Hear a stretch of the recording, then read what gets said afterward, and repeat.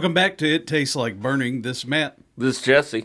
And we're going to give you some news and updates and hand out pumpkin pie and talk about some other stuff this year. But before we do that, we've always got to give you the old rundown on the things that we need you to do.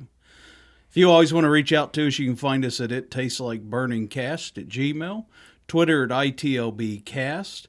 Search for us on YouTube. We're coming closer and closer. Is kind of the updates and notes section of starting to live stream / record our podcast. A little video, yeah. Yeah, and we're uploading all of that to YouTube. You can find it at It Tastes Like Burning, and I would search podcast with that. And, of course, there's always the Patreon for It Tastes Like Burning. And anything else, Jesse? Well, you know, the Patreon's awesome, and it helps us, and we appreciate our patrons, and that we don't plug it very often, but it's $5 a month to be a patron. We apologize. We don't give you a lot of extra for that. We'll give you stickers, right? But I like stickers. Stickers are awesome. We keep them on our computers. But the other thing that you can do that really helps us tremendously right now while we're firing off this YouTube channel is go subscribe on the YouTube channel. Whether you watch us on YouTube or listen to us on Apple Podcast or Spotify or Odyssey or whatever, you know, podcast player that you use, just go ahead and bounce over to the YouTube. Hit the subscribe, hit the bell for notifications, and maybe even click on a video and hit like and leave a comment. That, at this point, would help us so much more with that algorithm to get that thing out there. Oh, sure, yeah. And that costs you nothing. So that's a free thing you can do for us that's free to you, that helps us tremendously, that we appreciate almost as much as we do the patrons. Right. Yeah. Yeah. It's here's the kicker with it is realistically at this point, if you've stumbled into us either agrically or organically or refer a friend, if you've listened to us even more than once, God forbid if you're still listening to us or listen to the vast majority of them, you're going to find that there's a lot of people out there that all have the same question. And don't hesitate to leave comments or email us or any of this stuff. You know, and it doesn't matter if you can completely disagree. I mean, the discussion's the discussion. And you'll see that really, I would arguably, at least nationwide, I've gone to a ton of leadership things, been just bouncing around a couple things here, there, class there, seminar there, and there's a lot of commonality with a lot of the VFDs that I'm stumbling into. And what we talk about, what we touch on, and some of our driving principles here, it's not rocket surgery. This is the same stuff that it's reoccurring themes, right? Sure. And always will be. And always will be. And we went about some of this stuff the most back-asswards, hardest way you could get there. And it was personal observance, and it was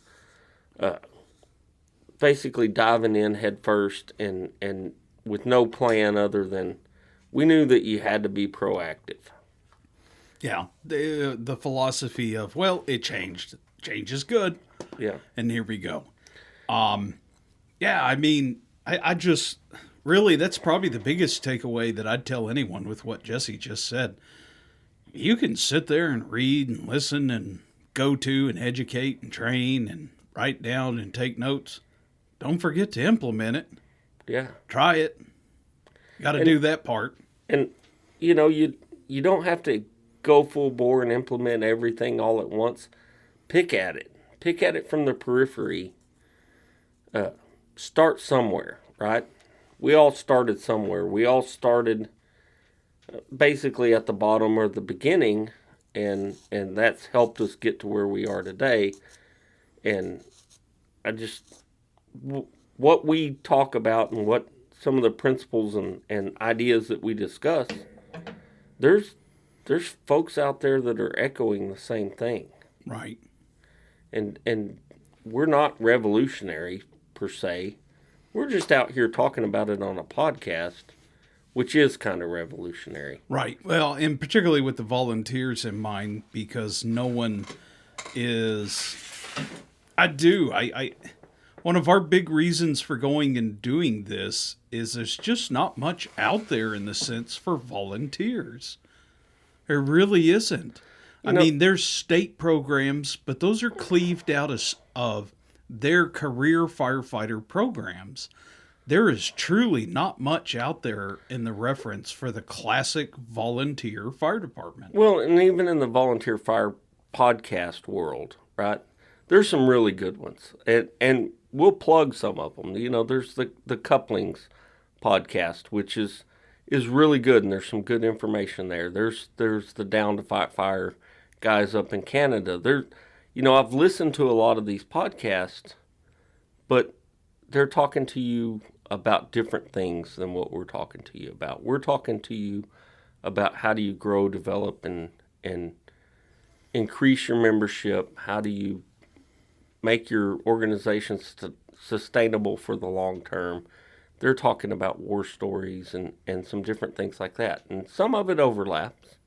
And they're all tremendously good. They're doing the good work out there, making their content and doing their things that they're doing. We're just trying to be a little bit different than that. Right. And I think the one thing that makes, for lack of better words, our different work is we have the discussion, and ultimately, if it's even remotely, what's the word I'm looking for here?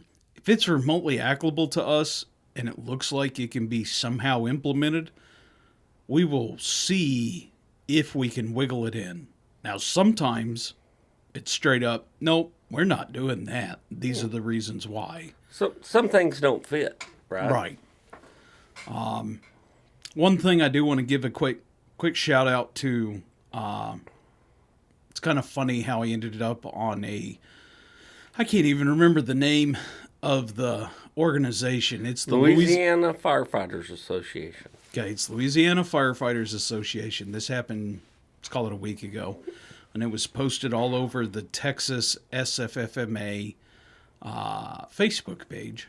And Jesse happened to be able to catch me in a rare moment where I had cell phone service. And he said, "Hey, are you going to this?" And I said, I mentioned it, but now that you've said it, it's 30 minutes out. Yeah, I guess I'll jump on there. And the lead presenter for the class was Kelvin Cochran from Shreveport, Louisiana, firefighter, ultimately chief in Shreveport, moved to Atlanta, and from Atlanta, the U.S. Fire Administration, and then back to Atlanta. And a key component of his style presentation, and it was pretty quickly became apparent, his character, personality, and disposition was doctrine. Establish a doctrine. Remember your traditions. And it's kind of funny because I'm not necessarily the biggest tradition guy. I'm really not. I'm fine with tradition if you understand why you do it and where it came from. But don't just do it to do it because that's what you do. Anyways. Well, I think you've got to look at it and weed out the traditions that are hurting you, yeah, and the ones that are helping you, right? I don't think all are not created equal. Just like anything else in this world, it's not all equal. Oh, yeah. The thing that I really appreciated about Chief Cochran was the man had a passion for honestly fixing an organization, and that's what this presentation was about, fixing your organization. And you do it through doctrine. Find who you are, adhere to those core values, meet the needs of your community, and communicate with your citizens. Great class. If you have an opportunity to take anything with him, do it. Because it was a great class. And then a couple of weeks ago, I went to an SFFMA leadership symposium with Chris Barron, Chief Barron, in Longview, and that's a class that's stomping around Texas quite a bit. Go to it. That is a dang good class. Go to it. Yeah. And with everything else, and it's the same as what we're telling you. Look at this stuff open-minded and realize that not every piece of this and not every scenario is going to work out for you exactly in your organization, but take from it what does and take from it what you can mold into what you need, right? Yeah, and I would also say what's achievable. Right. You know, I mean, we've got a couple of departments that we're working with right now, and they're literally they're burning midnight oil to kind of fix some of their problems. And, you know, focus on that. Don't be too unrealistic about this. When you've truly got an absolute thing that you have to address with your organization, address it. Yeah. Get help. Yeah. Reach out, get help, whether it's from us or whoever. Get help. Go ask people.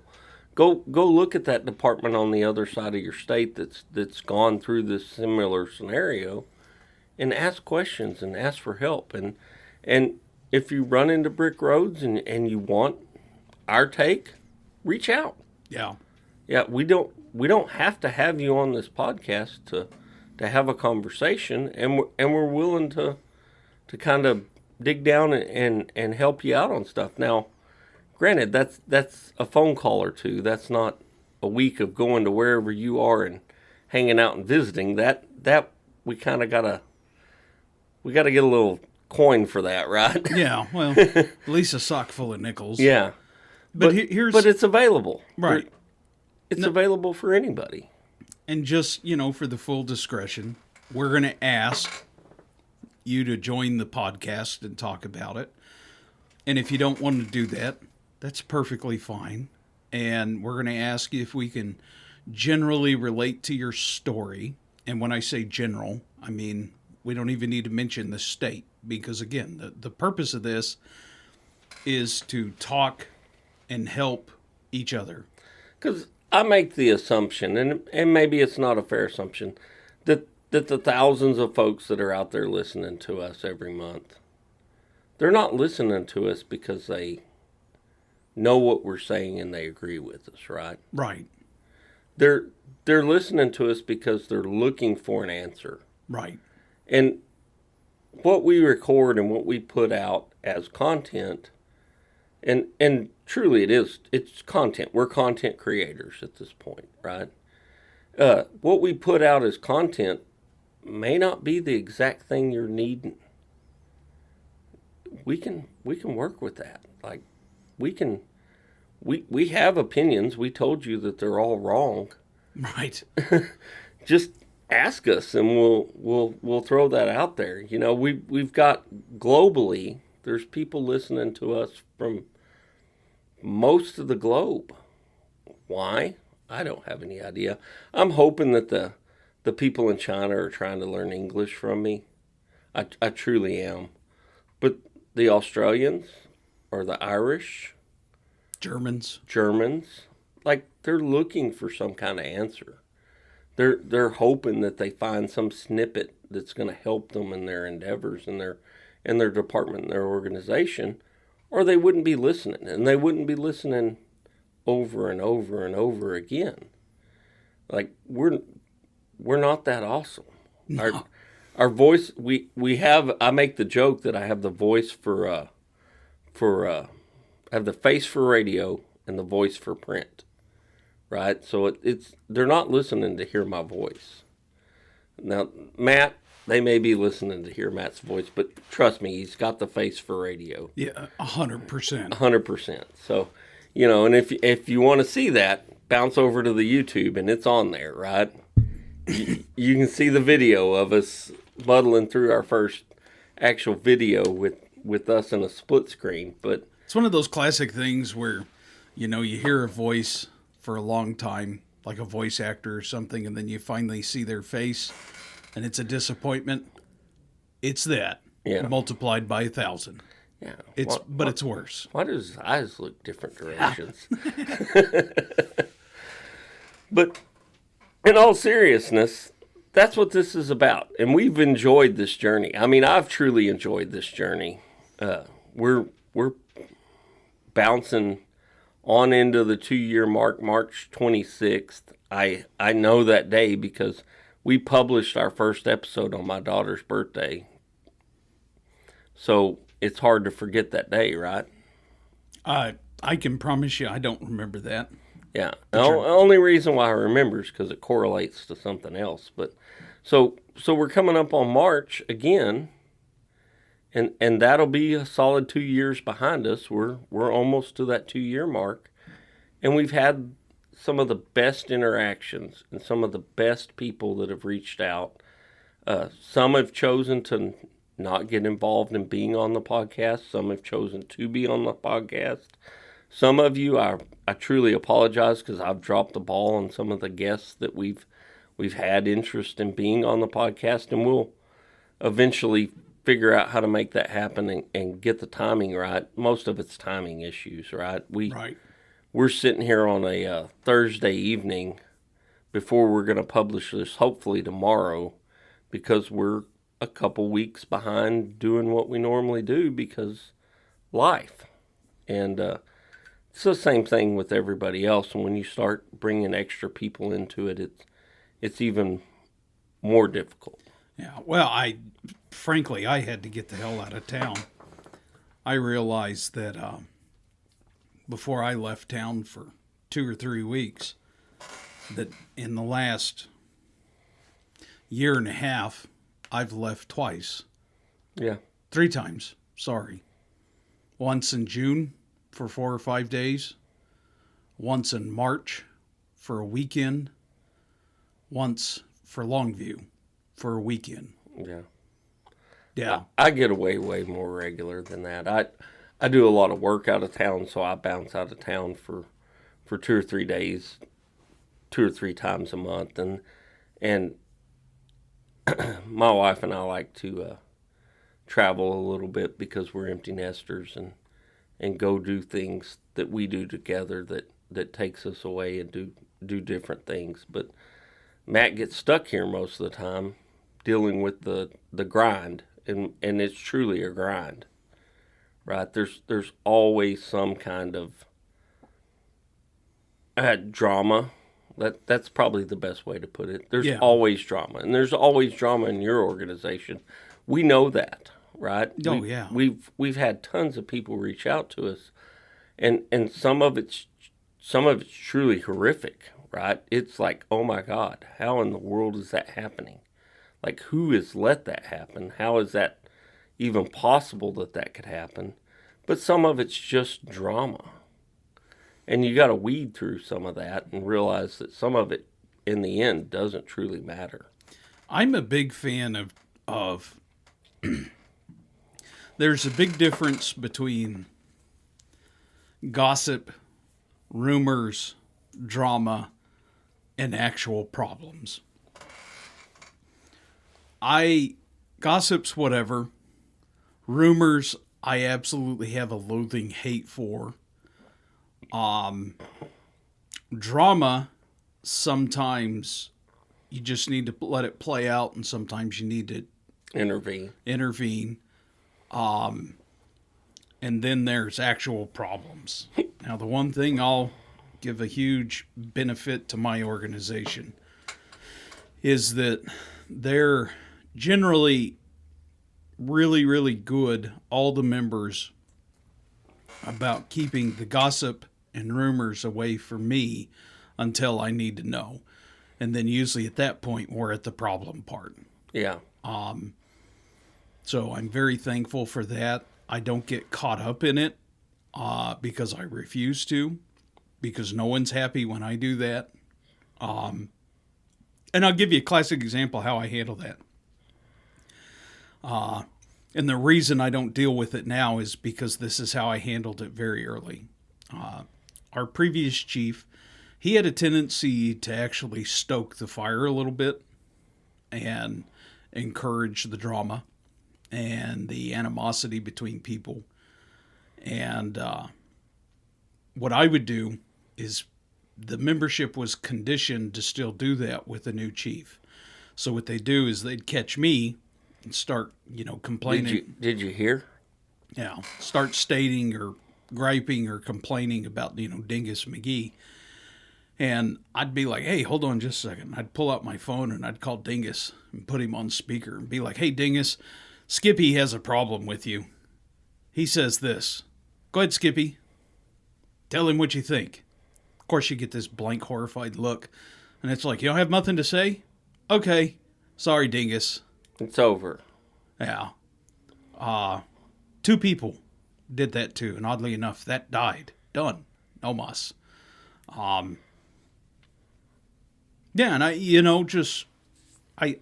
as we were, the 3 seconds that we prepared for this, we kind of have just a roundabout podcast on our organization for the year. We had a gigantic year. Oh, huge. We also had a crushingly busy year on my end. This is the first year ever, and this is my 4th year, starting my 5th in January, and we're on a 2-year term. So in the past 4 years that I've been chief, this is by far the most absurd year I've ever had, in the sense that there's always been kind of a peak and valley where there's slow times and busy times. I never slowed down in 23. Not once. Yeah. Every single thing that I had going on where I'm like, hooray, I'm done. I'm not. I got to keep going. Well, And it was like that. It started in August of 22. and how much of that was truly there was matters of attention, right? Or and how much of it was just the desire to push forward? Let's call it one big project every month, even though it doesn't quite average out to that. Okay. So for all intensive purposes, it's 16 months. You mean tense and porpoises? Right.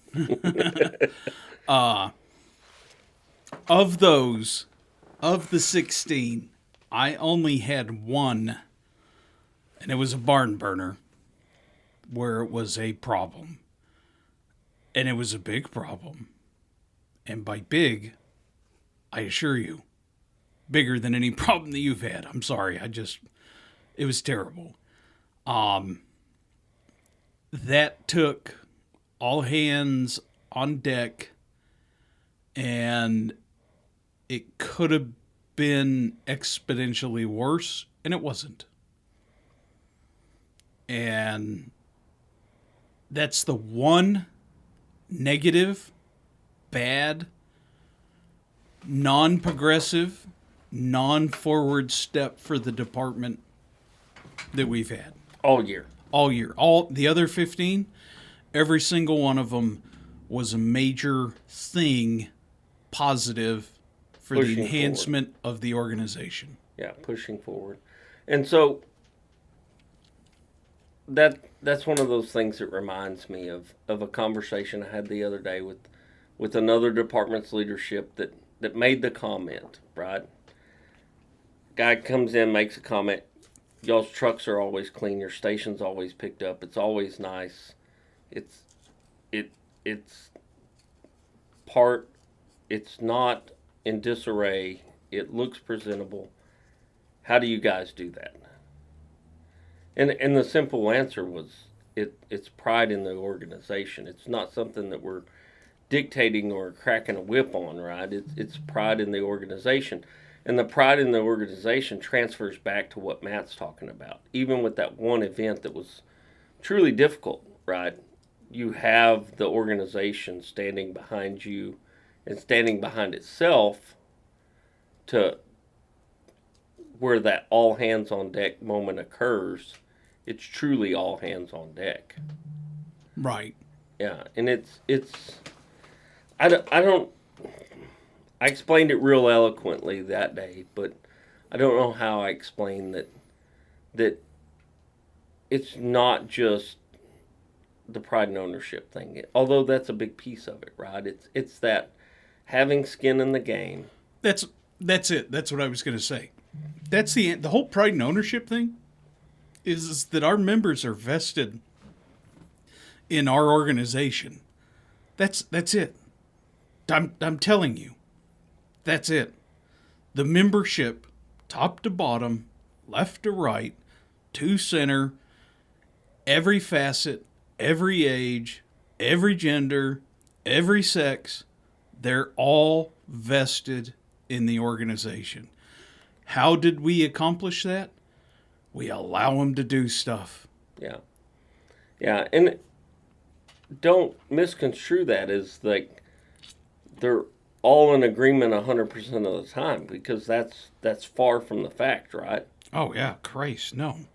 So even when they're on the, and argument's a strong word, when they're on the losing end of the debate, let's call it a debate, on a particular topic, when they concede that, yeah, the department's going to go this other way, they toe the line on the other way.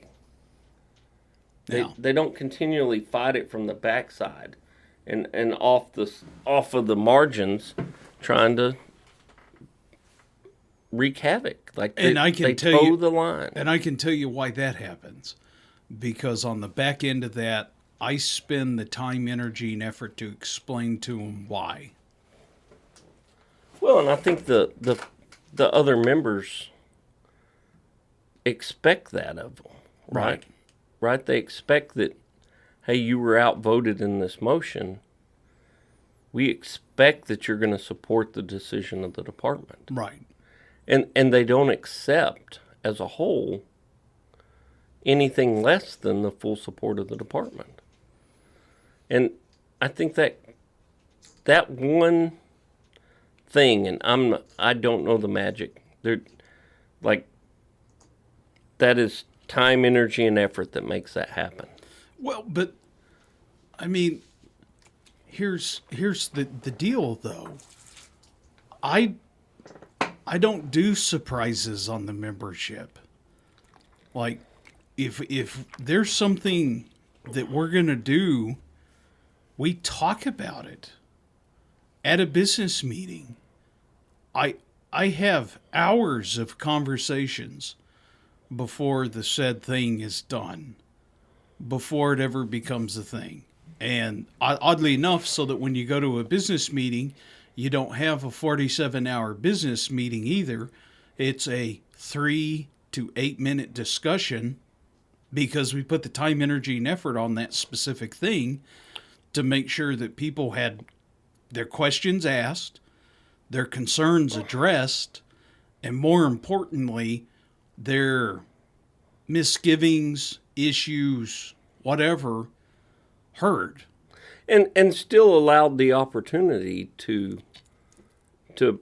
discuss it one more time, right? It's not a closed deal. It's an open discussion still at that meeting point.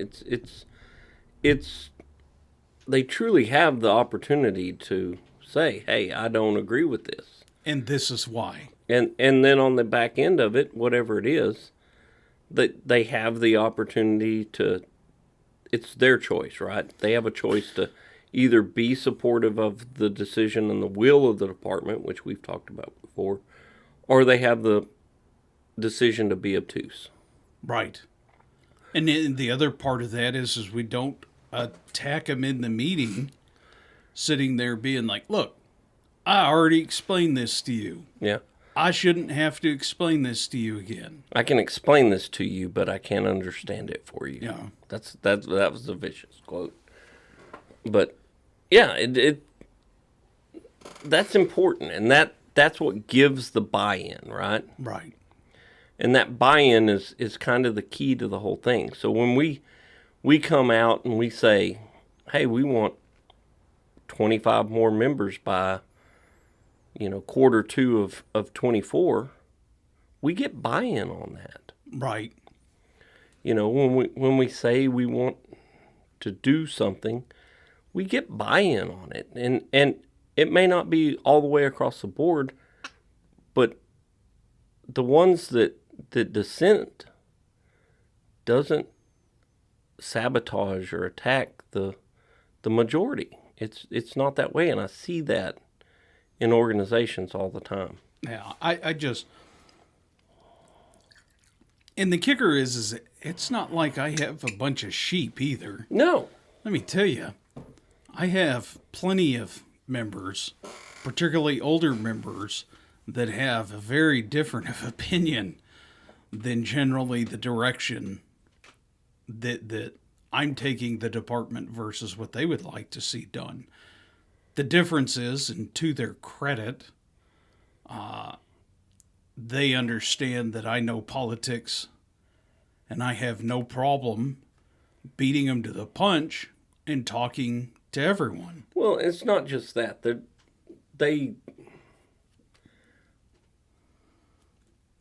They realize that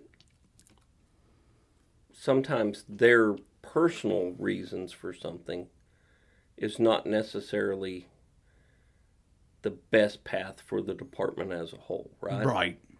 And I think we've drilled that into the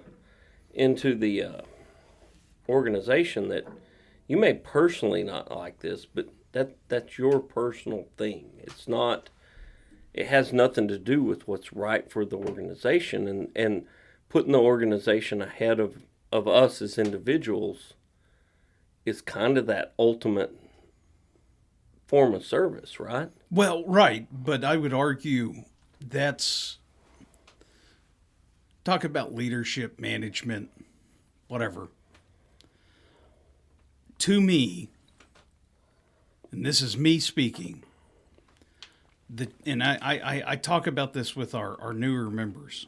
The chief has one job, and only one job, okay? And it is to make the right decision. Not the popular one, not the easy one, the right decision. And here's the kicker. What do you base the right decision on? And I've learned this from personal experience. Is it based on the membership, or is it based on the organization? And I'm going to tell you, if you make the right decision based on the organization, you are making the right decision for the membership. It's kind of weird how that works. And if you put your personal popularity aside and you put your feelings aside and you make the right decision for the organization, oddly enough, you're right every single time. Yeah, it reminds me of a saying that I heard all through growing up, right? You hurt your feelings, well, you shouldn't have had them stuck out that far. Right. And I know that's a Southern thing, and that's something that not everybody can relate to, but honestly, if you're doing this job and you're part of these fire departments and you don't have thick skin, that's not good. That's not good. You've got to be able to remove yourself somewhat from any situation and look at it kind of in the third person, whether it's a specific call or anything like that. And you've got to kind of analyze things for what they are. Right. You know, if you're entirety of your being and your organization is driven on emotion, you're destined to fail. Oh, well, if not failure, you sure are going to create a whole bunch of problems that you never needed to create to have to deal with. And eventually, one of those problems is going to be a giant crocodile, and it's going to come up from underneath you, and it's going to snag you, and it's going to pull you to the bottom. That's just. That's it. You don't want to be creating more problems than you already have to deal with on a daily basis. Yeah. Yeah. Let's leave the problems to the solutions that we're finding for the things that are happening on scene, or the customer, right? The customer is the people we respond to. Yeah, our stakeholders. Yeah. And let's keep them on the primary focus of what we're doing. And it's the organization first. Period. Because if the organization doesn't exist, who are we helping? And then it's the people that we're helping. And then somewhere right after that is us. And they'll bounce back and forth between us and the people we're helping, because truly you can't help everyone, right? No. That situation where you're not here to be a martyr. You're not here to be. You're not an animal rescue. Yeah, you're not. You're not. It's literally, you are a public service. You are public safety. The rule book for us literally starts with, you can't help everyone. Yeah, it's that me, us, and then them. And I would almost say it's us, then me, and then them, right? It is us. It's the organization ultimately, because the reality is if I get butt hurt and I leave, organization carries on. Sure. I'm not taking that in the sense of I'm gonna go die in a fire to save the organization. I'm not doing that. That's not what I'm here for. And if you're here to become a name on the side of a truck, good Lord, I feel sorry for your chief. Yeah. It's I don't know, it's just different perspectives. When I became chief, I wanted to address our kind of immediate problems that I saw that we had. And my way to fix that was to, for lack of better words, shore up our foundation. I don't think the foundation was cracked. I think the foundation needed literally shoring. We needed to get some gravel in there. We needed to get some drainage put in place, plant some bushes, get some trees in there, get some grass down, shore up the foundation. And then from there, it's to actually try and figure out how to go forward. Well, my style of shoring up the foundation was to address the SOPs, SOGs, articles, bylaws, politics, fix some relationships with our city and county, build relationships with our city and county, and then vice versa with the neighboring departments around us. Because I truly believe that one of the more important factors for being volunteer is the strength of a volunteer department's entirely dependent upon its automatic mutual aid. And that core group is only as strong as their weakest automatic aid mutual aid department. And that might be you. Yeah. And it's not a self-centered approach like you talked about. The name on the truck is me. Not from my perspective, because I have the potential to have gigantic fires, and I need 200 firefighters from 6 counties and 15 different agencies. And I've had those fires. And I know for a fact that the stronger I make the organizations around me, And the more that I can help them make themselves stronger, the stronger those relationships become, the better the firefighters work together, the better we are on scene together, and the better that we can actually politic together. Yeah. And it all kind of pulls together. And I've gotten lucky, I guess. The plan worked, Well, and we had great crap happen this year. Big stuff, and not just one thing. Had a lot of really big things all pulled together this year yeah, and it was a culmination of a lot of efforts for a long time from a lot of people. from a lot of people to get that. So I'm going to kind of blindside you on this deal, and it speaks to our mutual aid, right? And honestly, our department has been seen as kind of we're the rich kid in the neighborhood. Sure. We're the snotty cousin. We're whatever, right? We're seen as the guys that have all the cool toys.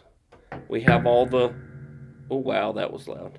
We have all the cool toys. We have all the fun stuff, and almost to a sense of spoiled. Well, if you're spoiled, you're not liked, right? That's a way to direct negative emotion towards somebody as you see them as spoiled.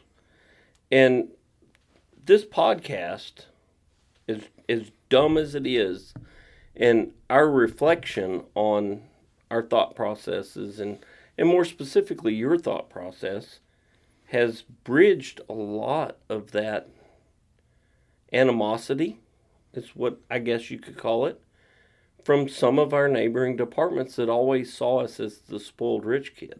Right. And it's truly remarkable to kind of sit back and watch this happening. They're realizing that it's not self-motivated. It's not part of this grand plan to be the grand poobah. It's truly out of selflessness and for the benefit of the organization. And we're seeing it. Like 2 years later, we're seeing these departments around us kind of get on board and toe the line with us.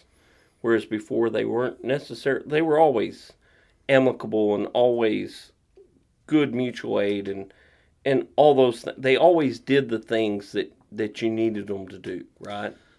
But it wasn't always, some of it was out of angst. Oh, sure. This is where your quote is that I can say it again, but I can't help you understand it. Yeah. Is really applicable. Because from my perspective, I am there. I can give you the playbook. Literally give it to you. Okay? It's copy and paste. It's in an email. And I'm telling you, it works. And I know it works because it works for us. And I've seen it work with some of the departments around us. And I'm starting to see it work in county departments around us. And other places. And it's not secret squirrel. It's not hard. And the infuriating thing on my part, and it's infuriating, but it's just disappointing, where you still have people, and you can call it whatever you want. I don't care getting credit for it. It's your organization. You're the one that needs to implement it. You're the one that needs to take the full credit for it. But do something. And from that perspective, it can be really frustrating for me to continually watch, the person just beat their head against the wall and fight it and fight it and fight it. And they have so many examples really locally, really close by of success. And even if you're not in Texas and you're not around us and you're not familiar with us, you're telling me that in your entire state there's not a single department that doesn't have success as a volunteer? And let's talk about success as a volunteer fire department, because that's pretty subjective, right? Sure. So for me, success is one that we remain volunteer, right? That's That's a big pinnacle of it. correct. And the other thing is that we are providing a level of service that meets the expectations of our public. Right. And that's very broad, and that's not very well defined, but we have a definition for that, right? Oh, yes. It's in our mission statement. And Perpetual volunteer fire department.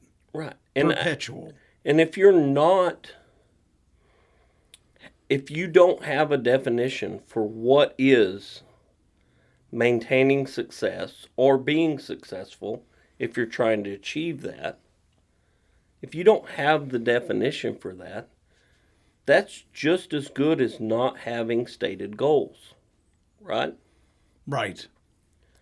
So that was a pretty good segue, wasn't it? Oh, yeah. No, I mean, let me tell you, this is something I could talk about for literally hours right here. This. Yeah. A year ago, almost a year ago, I was at City Council and I did a State of the Union, State of the Department to our City Council. Okay. And one of the challenges, and it was a challenge proposed to the City Council, but who it was really a challenge to myself. And there's nothing like putting a challenge out there publicly. Okay. And it's a really simple question. How do you know you have a good volunteer fire department? It's, at this point, it's kind of like a mama. You're going to be there and be like, oh, no, he's the best. It's the most special baby ever. Okay. And meanwhile, they're torching kids around the street and, throwing cats in terrible places and on and on. All right. There is no litmus test for how do you know if your organization is good. And let me tell you, there is no written down definition because what works for us may not work for anyone else. Right. Because our citizens and our city and our county has a different standard. Right. And a different expectation. And that's something that, and I know we're a little ways into this, but that's something that I would challenge any, particularly chief, to ask yourself this. Are you actually worth a crap? Well, I think you got to start with asking yourself, is our organization holding up its end of the bargain, right? Right. Now, that is actually a really deep question. Okay? Right. That's a really deep question. Really deep question. But I don't think you stop with asking yourself. The next, you ask the department, are we holding up our end of the bargain? Right. And then you go to whatever government entity is surrounding you, whether you're city or county or whatever, and you ask them, are we holding up our end of the bargain? And then you go to the citizenry and the actual people that you're serving, and you ask them, are we holding up our end of the bargain? And don't assume that just because they're showing up for your fundraiser and they're writing a check, that they believe that you're holding up your end of the bargain. Right. Some of that is just compulsion, and some of that is it's kind of hard to.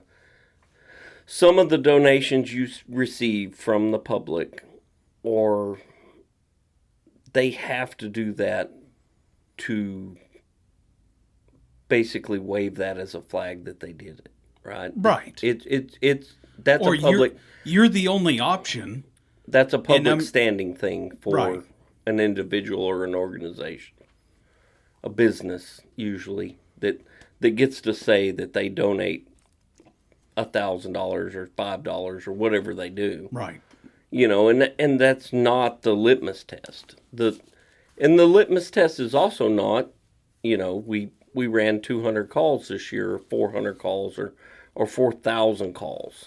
That's not it. That's not the answer either. No, no, it is. It's this is a really, here's the kicker. If you in what Jesse's talking about is make the next step. This is talking to the people in your community. And here's the kicker. I mean, you were really, really rolling over and exposing your belly when you do that. And I'm telling you, you're going to get cut, you're going to get kicked, you're going to get stabbed. And that's just the nature of the question that you're asking. You're asking a very theoretically vulnerable question, and you can get a pretty devastating answer on the backside of that.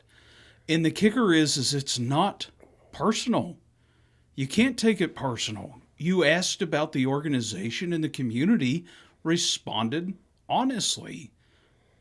Run with it. Yeah, this is some of the most powerful information that you've had at your hands for versus ever. Any other chief that's never asked this question.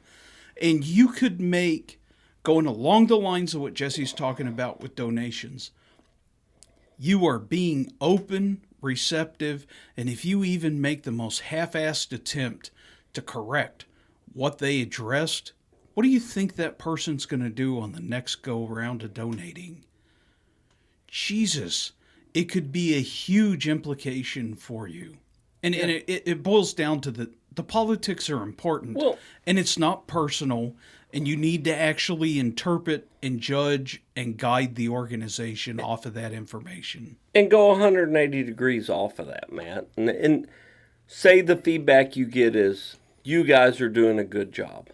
The fact that you asked that question and you approached that level of self-criticism, oh my God. The amount of respect that the community at large is going to have for you and the organization is tremendous. Like that, they look at that just like we would look at that as, hey, you're not sitting here just going with the flow.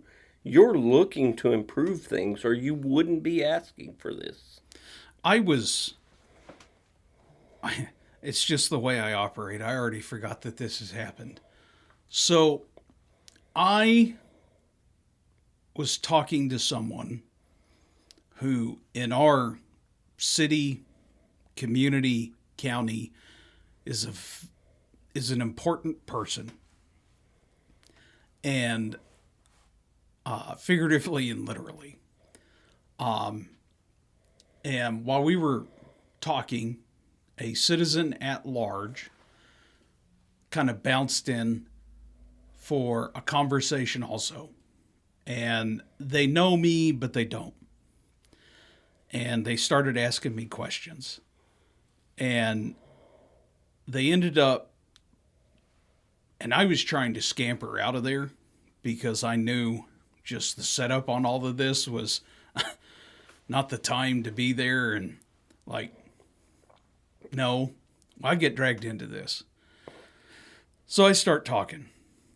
And the citizen keeps asking me questions, and I keep talking back and forth, back and forth, and back and forth. And then the really important person started to say something. And the citizen turned to him and said, no, he actually knows what he's talking about. I need to hear from him. You need to turn him loose. Why is he not actually out in the public talking about this? I've learned more in 20 minutes from him than I have in the last 5 years. Here's the terrifying thing. This guy lives in my town. Couldn't believe it. I didn't know he lived here. Couldn't believe it. I was just shocked. Now, don't get me wrong. I'm not usually one on taking criticisms, whatever. I'm an adult man. I'm short. I'm fat. I've been made fun of a lot in my life. I'm funny. There's good things. There's bad things. I'm not too emotional. So if you're going to criticize me, that's fine. I'm perfectly fine with that. And on the flip side of that, I don't take accolades real well. I don't see a purpose of it. I'm there to do a job. That's what I signed up for. I'm going to do it. Probably the best example I can give of this is you're on a train. The train gets to where you're supposed to go. You don't go personally thank the conductor for, the fantastic service and another day to live. I don't operate that way, never have. But that really caught me off guard, and I've done so much preparation and had this discussion a trillion times with Jesse that ironically, in the most random public off the cue spot that, and it was fantastic to know that in that particular situation that the citizen was actually giving me a hellacious compliment, and it was grateful for it, truly. Yeah. And here's why. Because it lets me know I'm on the right path. And that's one of the big problems I'm having as chief right now, is our organization is different. And we have a lot of really awesome things and a lot of really awesome opportunities that I think is actually available to everyone. They just don't pursue it. And I have. And maybe not to the speed that Jesse likes. But well, government moves at the speed of smell. Right. Unfortunately. Yeah. I'm Divided from by business, 3. and I move at the speed of business. And I think the opportunity is there for everyone. Oh, I agree 100%. I think two things, right? They either don't realize or they truly don't believe that they can do it. Right. And either way, they're standing in their own way. 100%. Like, that's what's standing in your way. You want to know what's standing in your way? It is you. Period. And your pride. Pride is a big part of that. Yeah. Pride or just insecurities. Yeah. Fear.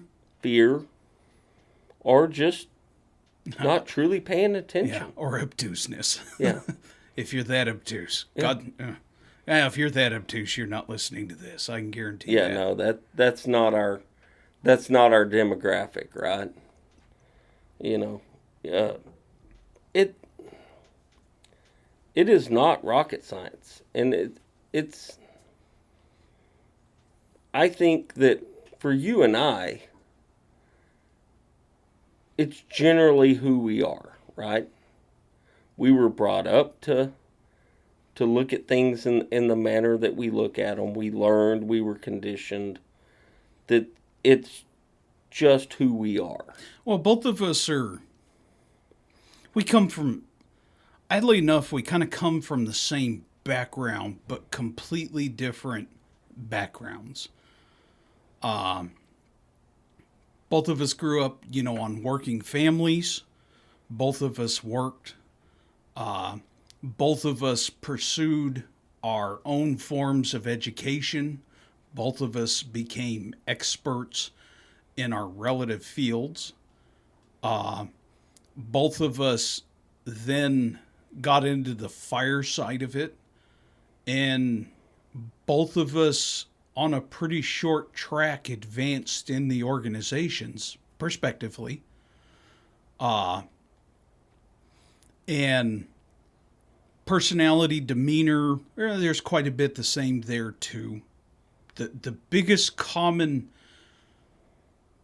commonality between us is 1, we're curious, 2, we're problem solvers, and 3, we're fixers. Yeah. Yeah, no, that nails it pretty well. And it's a combination of being curious, being open to different solutions, figuring out a task to that solution, and actually trying to implement it. Yeah. Because it's got to be all of them. I mean, you do. It's got to be all of it. Well, I think personally, one of my strongest traits is my ability to organize things. Now, I don't do it all the time, and I'm pretty lazy about it, right? But when I decide I'm going to organize something and get it all lined out, it's done. Like, it makes sense. It Right. works. Like, I can see the flow. I can see the path and the way to do it. Now, and I truly preface that with I'm lazy about it, right? And to run along that line, and I didn't realize I had this, but it was blatantly obvious. You tell people you're a corporate pilot. I'm a pilot, and people, think of Top Gun and on and on. And I wasn't that kind of pilot. Flying's meticulous. It's detail oriented and it's methodical. I am exceedingly detail oriented. I can do monotonous. I would argue I'm a world champion at monotonous.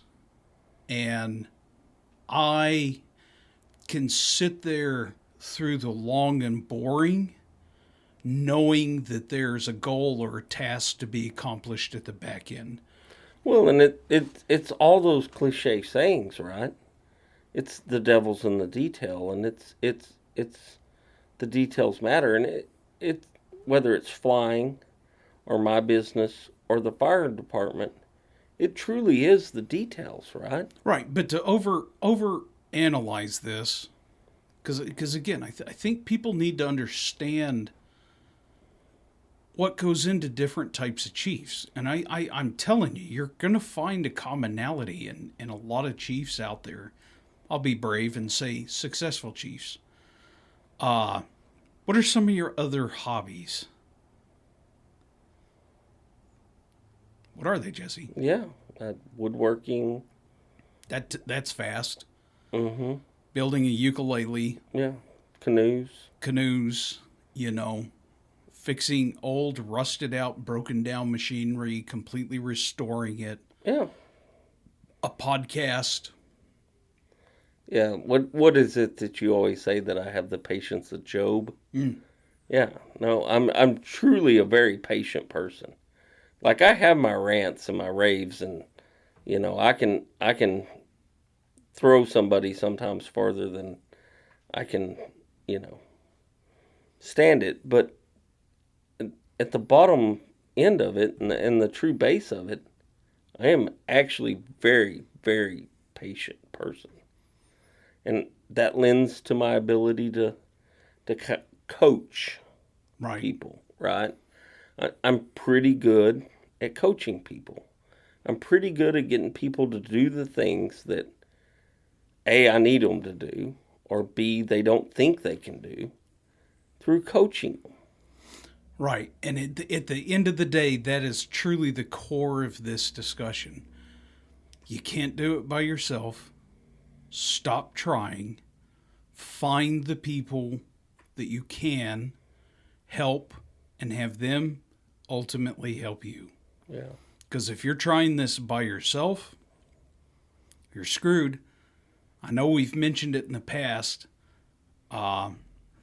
There's three of us right now that I would argue if we were all on our own individual departments, those departments would be in great shape. But they wouldn't be excelling and thriving to the next level because they're because we would be by ourselves. The scary thing that's happened with us is there's three of us that somehow or another ended up on a well-funded department. And I'll spread the credit. There is three of us that really push and and prod and try to make things happen. But it's 70 of us Right. It's that are getting it done. Right, because the captains are smelling what we're stepping in, and they're seeing, and it is slow. I mean, it's, another analogy that I've used with city council before is I lassoed a mountain, and honestly, it started to move. Yeah. I wasn't necessarily prepared for that, and it's moving. Well, I didn't do that by myself. The captains are instrumental in this. The lieutenants are instrumental in it.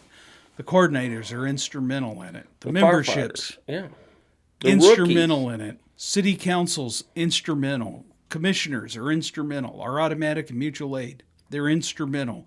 All of our guest instructors. It's hundreds of people by the time we're done, and then arguably, ultimately, the community. Yeah. And I'm going to reflect back to the rookies, right? I just said the rookies are instrumental, but the rookies are truly the ones that I'm going to give them way more credit than anybody on the face of this earth is going to give them. The fact that they buy into what we're putting in front of them and they attack it and get it done and have the desire to move up from that I showed up yesterday position to I'm a productive member of this department. And the drive that they show initially moves the whole entire department forward. Right. Every time. Like each individual rookie moves the whole department forward every time. And it's such a, man, you can crush that in a split second by accident. Oh, yeah. And you've got to be aware enough to not let that happen. And, it's hard because, like, we're taking people off the street that don't know anything about what we're doing. And on day one, we're telling them, get in the truck and let's go. But the fact that we're telling them to get in the truck and let's go basically flips a switch inside of their brain that says, I better figure out what we're doing and I better learn this stuff or I'm not going to survive in this environment. Right. That is one thing that is unique about our organization, and it is I couldn't imagine being someone brand new trying to join our department right now. It'd be a challenge because, boy, they get voted on, and I mean, God, you hit the ground running. And I'm not saying that we put them in bunker gear and stuff them in a burning building. It's steps, and there's some baby steps there, right? But there's a whole bunch of baby steps at one time. Like we expect you to keep up. We expect you to learn this stuff. We expect you to put your time, energy, and effort into getting you to the point. Like, we're going to put time, energy, and effort into you, but we expect the same out of you. And the ones that don't put the effort in, boy, they don't make it. They don't last. Yeah, well, and we don't. I tell them, like, I am not the babysitter, okay? I've got crap I'm working on. I have told you when I'm going to be up at the station. Here is my phone number. Here is my email. You call me anytime that you want to be up at the station or if you have questions, concerns, comments. But I'm busy. It is on you. This organization is here for you to take as much or as little as you want from it. And that is ultimately on you. Because quite frankly, I don't have the time to run around and tie your mittens to your outfit, make sure you got your booties on, and just baby you all the way through the first 6 months. And I would argue That's probably a problem in our organization. Well, but I don't think it is, because what it does is the bare minimum is the bare minimum, right? Right. You can always do the bare minimum, and you can make it. But it takes those that are willing to do more than the bare minimum and kind of take that leap of faith and do a little bit more and work a little bit harder. They rise exponentially faster than the ones that do the bare minimum. I think the other part of this is also a lot of firefighters, volunteer firefighters, when they join an organization, I don't think they're used to having so much freedom in being able to just go do stuff. And so they kind of tiptoe through the tulips at first. And there's always a point there, and there's not been a person yet where I don't walk up, grab them by the flipper, take them to a truck, and explain, this truck is not mine. This truck is yours. I need you to know this truck. That is your job. My job is to get you this truck and all the crap on the truck. I need you to know the truck. Do you understand? Uh-huh. Okay. Stop staring at the truck. Grab things. See if you can break it. Yeah. If you do, tell me. I'll get you another one. Yeah. And I think that's an actual thing too, is that particularly that I've seen with members from other organizations, they come in, yeah, it's the new kid at school type thing. I get that. Oh yeah, they're going to kick the rocks and stand in the corner and all that good stuff. But it is also this sense of that they don't realize that you are a firefighter. Tackle it and run with it. Mm-hmm. We'll get you there where you're the real deal. Won't take too long, but go ahead and embrace it right now. Yeah, and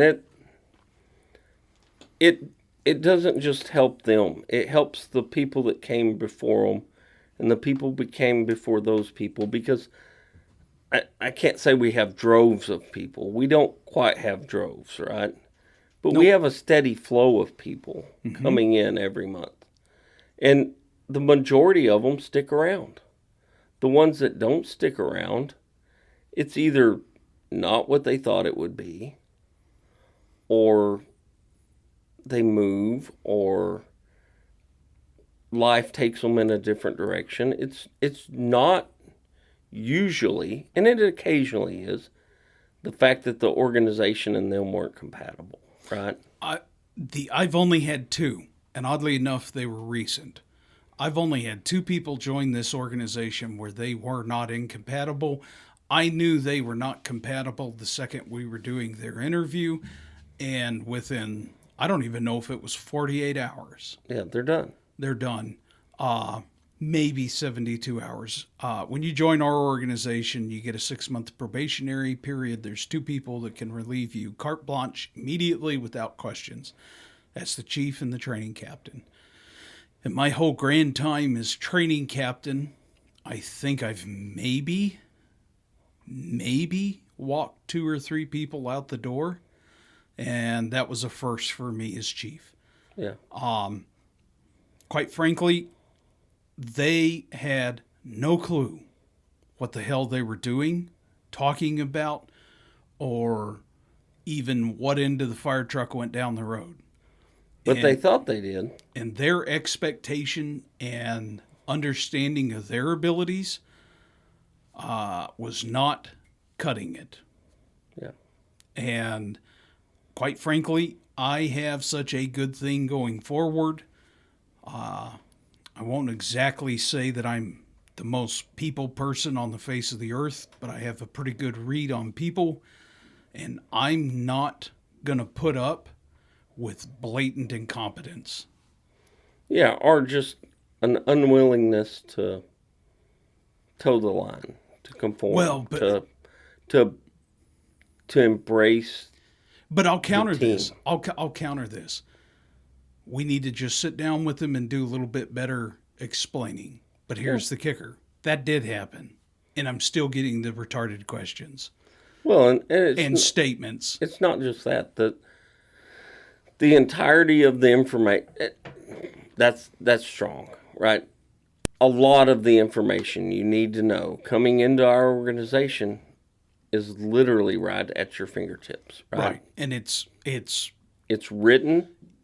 It's cleanly given to you also. It is readily available and it is highly accessible. Yeah. And if you don't partake of that and you insist on you're going to dictate the path, you're destined to fail. Some of my favorite interactions I've ever had on this department is with brand new people, and they've been a firefighter somewhere else. Okay. We have, and I arguably think it should never change. We have a hard, fast 6-month probationary period. Are we a fit for you? Are you a fit for us? Okay. And in that 6-month probationary period, you are given a yellow helmet and told, we have a fire academy. You're expected to go through it. Now, there's 3 types of people. The first one is someone that's never been on a fire department before, and they're like, wow, you have an academy? What am I going to do? Everything. Remember the movie Backdraft? All of it. Okay? So that's your standard typical citizen coming in the door. Now, the second one, and I always preface this, is we'll have a retired career firefighter. Some of them are pretty senior in their careers, and quite honestly, very, very important men and women fresh off the job. Battalion chiefs, assistant chiefs, captains, big departments, big agencies, big jobs, and here they are coming to us. Okay? Now, the one thing I tell them is we have an academy. I'm asking you to go to it. I'm not going to teach you anything. It's to help. You'll help be an instructor. Okay? And more importantly, it's going to get you to meet the membership. And you interacting with them is going to be fantastic. Because you're going to sit there and they're going to be this little lost, confused sheep. And you're going to sit there and be able to take all your time, energy, effort, knowledge, and skills. And you're going to be able to interact with them in the cleanest way that you've interacted with your firefighters in decades. And they love it. I mean, love it. And every single one of those people have always cartwheeled into that. Just embracing it with arms wide open. Then there's the third one. And unfortunately, I'm going to pick on my 20 to 35-year-old men and women. They've been on the job 3 weeks, maybe 3 years. Or they had a year at, Benoit Grosswiener or somewhere. Right. Yeah, the big city. Yeah. And they come to us, and I mean, they immediately get defensive on the rookie school and going through an academy. And I feed them the same line, Look, you need to learn our tactics. You need to learn our operations. This is how you're going to learn that. This gives you an opportunity to interact with everyone else, and they'll lean on you because of your time, energy, and experience. And they absolutely revolt against it. Nope, I don't need you. Yeah. I'm out. Well, and it's so much more than the knowledge. Well, and if you're coming from the majority of the state of Texas, and I'll pick on Texas, right? Because that's what I know. If you're coming from volunteer fire department in the majority of the state of Texas, chances are you've probably done some training. But chances are you hold no actual certifications. Right. Particularly in the last 10 years. And what we're giving you at that point is the opportunity to actually have the certification, right? Right. And if you'll embrace that and realize whether you had 3 years or 30 years, that has value to you and the department, roll with it.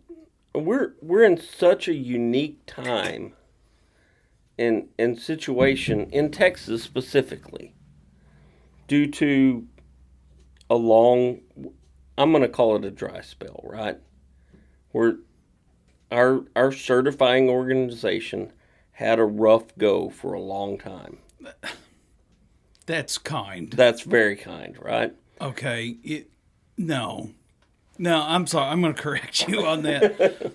They dropped the ball, And and that's did. being kind. And there, it was basically disarray and chaos. Now, that said, kudos to Tim Rutland, Donnie Boggs, the current board. I'm sorry I don't know all your names. Kim Hilsenbeck, fantastic people. Kevin Kramer, they took it serious. They finally got it fixed. Kudos to all of them, and you'll never get enough praise and accolades for the work that you finally accomplished. Right. But as a general rule, the majority of the state looks at the past and doesn't look at the future. Right. And so they say it doesn't work and it's not this and it's not that. Like, we were literally chomping at the bit for the new program and the new portal to come online so that we could take what we'd been doing and turn it into something, right? Right, because for Christ's sakes, our previous chief and myself, that was a big agenda for him. And we had 1 year to do it. Because at that point, the whole thing was so Inoperable. Yes, useless, that I would argue, I wonder how big of a difference it would have made for our previous chief if the certification and testing would have been actually usable, and I'd have been able to spend all of my time, energy, and effort building the program that you did. Yeah. And how big of a difference it would have made for the previous chief, because it's not that we were directionless or rudderless, but it's really hard to emphasize training when we had in the past and gotten certs off of it, but now I'm just tell people, well, they'll fix it eventually, yeah. Yeah, it's the golden carrot, right? Right. And we lost that golden carrot. Well, we've got it back. It's there, and it's like, I don't know the number. It's hundreds of certifications, varying from all the way from the support certification to Swiftwater to whatever. Like, hundreds of certifications that we've been able to, through previous training from this year, hard work, get our membership to have. Like, it was a major catch-up year. It was actually just unfathomable, right? For me, personally. Like, I would have never thought we'd have been able to certify as many people as we did and test as many people as we have and go through this process at the breakneck speed that we did it this year. It's crazy. I mean, it's absolutely insane. And that's the thirst for that certification process that we've had in the department for years. That thirst didn't pop up this year. It's literally makeup work. And we've got most of the makeup work now done. And we're going to move on to bigger and better things next year. Yep. Jesse, we could go forever on for this. Weeks, yeah. Yeah, you're over there typing. Alls I can say, guys and gals, is you're not alone. You have a lot of resources really at your fingertips. It's a lot easier if you find a buddy, and it's sure as hell a lot easier if you find friends. And find a common goal, find a common task, find a common directive. Because again, you take the total scheme of your organization, even a busy organization like us. Our total job responsibilities, I'd say, is maybe 35-45% call volume. Yeah. We're well over 50% for other job responsibilities. And I can guarantee you, a little itty bitty department, you got the same thing. It goes the other way, right? The call volume becomes a lesser percentage, and the other job responsibilities grows. It's just like a single person business. If whatever is not delegated reverts back to you. And if you're the marketing person and the CEO and the chief and the mechanic and all that stuff's taking time, and it's just man hours. It extrapolates out. So I agree. We could go on forever.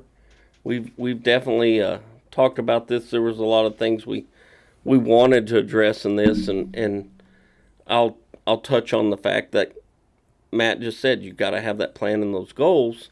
Write it down. Talk about it in a meeting. Vote on it. Make it the department's goals, not just your goals. I think New Year's resolutions are absolutely foolish and beyond stupid. That said, Goals. Short term, long term, intermediate goals. And your goals are not going to be the same as our goals. No, not at all. And definitely for our listeners in Australia and New Zealand and wherever else, Poland and wherever else they're at. So, I'll turn the tables on you real quick. You're about to assume a new position in 2024. Yeah. What's a short-term goal? Short-term goal is for me, one, making sure that my replacement for my existing position is caught up and comfortable in what they're doing. And I think that's the I swear to God, he doesn't have it written down in front of him. That, to me, that's the number. I don't. That's the number one thing, right? So what's a medium-term goal? Medium-term goal is going to be organizing and kind of creating some workflows in the organization as far as purchasing, just different things that there's some streamlining that can happen there and some of that stuff and implementing some technology. Long-term goal, recruiting. I'm taking recruiting as my mission. It's not an overnight thing. And it's not something that I'm going to achieve in the first 3 months or 6 months. But there's going to be steps on it, right? It's going to steadily grow. I personally think that doubling the size of our membership is not out of the question in the 2 years of the term of my next position. I think that's realistic and achievable and hard. Worthwhile goal. Right. It can't be easy, right? The goal can't be to make sure the trash gets taken out on Tuesday. And to me, that last one, that long-term one, has more bearing on the future of our organization as a whole than any of the rest of it. And that's why it hits my long-term list, and it becomes the most important one. Excellent. And with that said, this is Matt. This is Jesse. We appreciate you listening through 2023 if you've managed to go that far, or if you're brand new. I just can't say thank you enough to the people that reach out, and because the questions, I enjoy it. We end up having pretty long discussions sometimes, and I really enjoy it. I think it makes me better as a person and as a chief. And And all I can ask is continue to ask, continue to support each other, and continue to, for a lack of better words, do something hard. Make your volunteer fire department better. Better. And by all means, share this. Share us. Yes. Share this podcast however you share it, whether that's tell somebody or post it up or put it on the social media or whatever. Share it. We're not keeping it a secret. No. We truly don't want you to keep it a secret. Whether you agree or disagree, share it and say these guys are idiots. We don't care. Yeah, no, that's discussion. Mm-hmm. Discussion's good. Yeah, we may be wrong. We're not, but this is Matt. This is Jesse. And we're signing out for 23. We'll see you in 24. Good night.